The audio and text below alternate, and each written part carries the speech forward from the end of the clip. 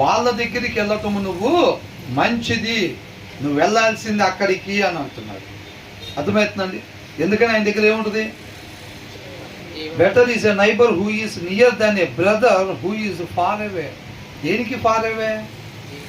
To the word of God. వాక్యానికి దూరంగా ఉన్న వారికి అంటే నీకు అవ్వచ్చు, సొంత తమ్ముడు కావచ్చు, సొంత అన్నయ్య కావచ్చు, సొంత అక్క కావచ్చు, సొంత తల్లిదండ్రులు కూడా కావచ్చు.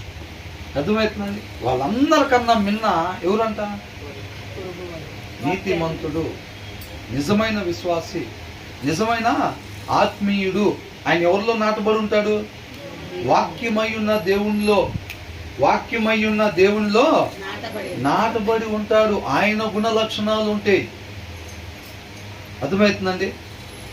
ఆయన దగ్గర ఏం దొరికింది? అంత సీటుకి ఏముంటుందంట? మరి తల్లిదండ్రుల కన్నా, సొంత అన్నదమ్ముల కన్నా, రక్త సంబంధికుల కన్నా ఏం దగ్గరికి వెళ్తావు నువ్వు మంచిది అని అంటున్నారు.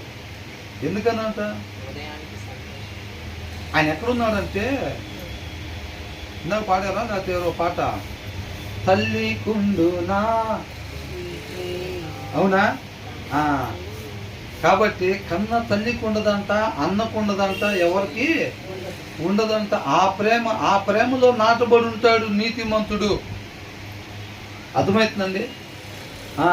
నువ్వు పరిగెత్తుకుంటా నువ్వు అన్న దగ్గరికి వెళ్ళేదానికన్నా, పరిగెత్తుకుంటా కన్న తల్లి దగ్గరికి వెళ్ళే కన్నా, చెల్లి దగ్గరికి వెళ్ళినా కన్నా ఎక్కడికి వెళ్ళాలంట?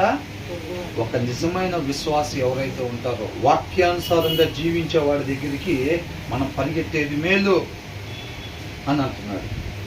అర్థమవుతుందండి? మనకెందుకు చెప్తున్నారు? అది ఎప్పుడు పరిగెత్తేవాడిగా ఉండమని చెప్తున్నారా?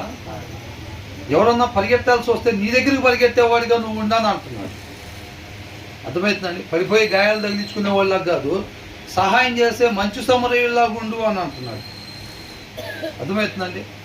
కాబట్టి అలాంటి వాడిని నువ్వు వదిలిపెట్టుకోబాక, వాడిని జీవం వైపు నడిపిస్తాడు అని అంటున్నాడు. అర్థమవుతుందా?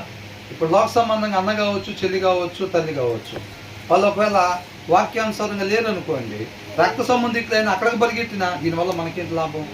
మనం హాస్పిటల్ తీసుకెళ్ళాలంటే డబ్బులు మనల్ని కట్టమంటారేమో ఫస్ట్, అనుకోరా? హృదయంలో వాక్యం లేకపోతే ఎవరైనా అనుకుంటారా లేదా? మొన్న రీసెంట్గా మా ఆఫీస్లో ఒక అబ్బాయి ఉంటే తను డబ్బులు కావాలని అడిగాడు. ఆఫీస్లో సార్ శాలరీ అడ్వాన్స్ కావాలండి, కొద్దిగా మీరు కంపెనీలో పైన అడిగి ఇప్పించాం సార్ అని అన్నాడు.